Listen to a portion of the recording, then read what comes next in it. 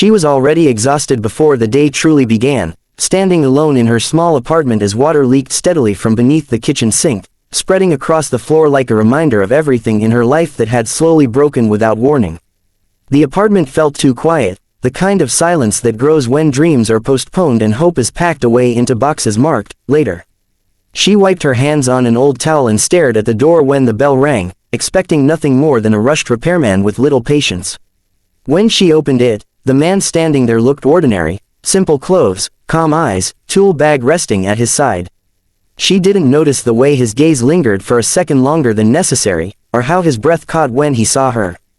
To her, he was just the plumber. She stepped aside and pointed toward the kitchen, apologizing for the mess, for the water, for reasons she had long ago learned to apologize even when she wasn't at fault. He listened quietly as he worked, kneeling beneath the sink, tightening pipes while she nervously filled the silence with small talk about the building, the weather, how nothing here ever worked properly. He smiled now and then, not the polite smile of a stranger, but something warmer, something familiar she couldn't place. And without realizing it, for the first time in years, she didn't feel completely alone in her own home.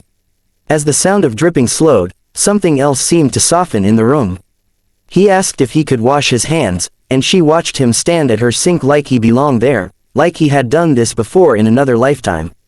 She offered him tea without thinking, surprising herself, and he accepted as if he'd hoped she would. They sat at opposite ends of the small kitchen table, steam curling between them, the air filled with an unexpected comfort. Their conversation drifted naturally, touching on memories of old neighborhoods, the strange way life pulls people apart, and how sometimes the smallest things, a broken pipe, a wrong turn, a delayed moment, can change everything. He noticed details no one else ever did, the half-packed boxes in the corner, the faded photo frame turned face down, the book with a pressed flower tucked inside. She felt seen, not judged, and that feeling unsettled her more than the flood ever had. Every word he spoke felt careful, as if he were afraid of breaking something fragile between them.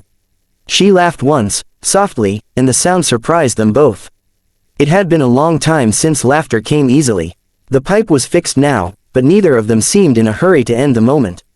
When he finally stood, wiping his hands and glancing around the room, there was hesitation in his posture, as if he were standing at the edge of a truth too big to say aloud.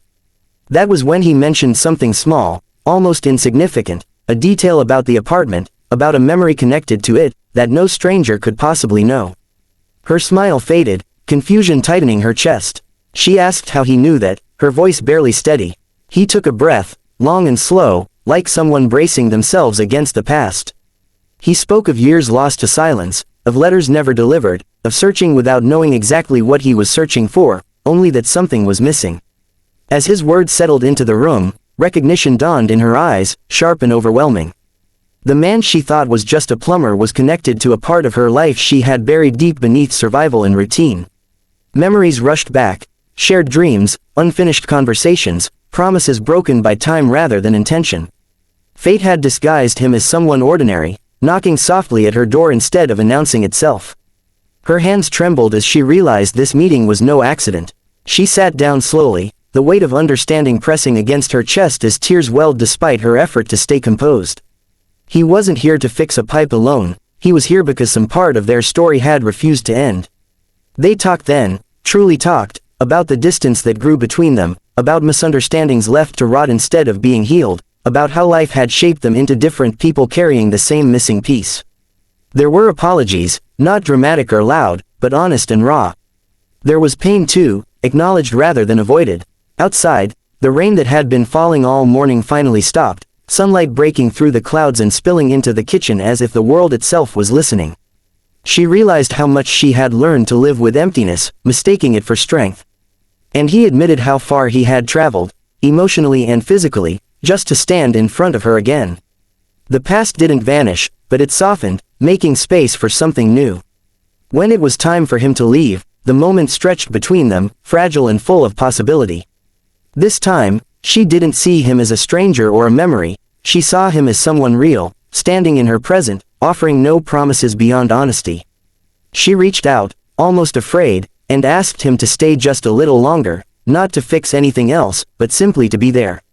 His smile was gentle, steady, the kind that doesn't rush or demand. The apartment felt different now, warmer, fuller, like it was breathing again. The leak was gone, the floor was dry, but something far more important had been repaired. She had thought he was the plumber sent to fix a broken pipe, but he turned out to be the missing piece she had been living without, the quiet answer to a question her heart never stopped asking. And as they sat together in the soft afternoon light, she understood that sometimes love doesn't arrive with grand gestures, it arrives disguised as help, knocking when you least expect it, ready to make you whole.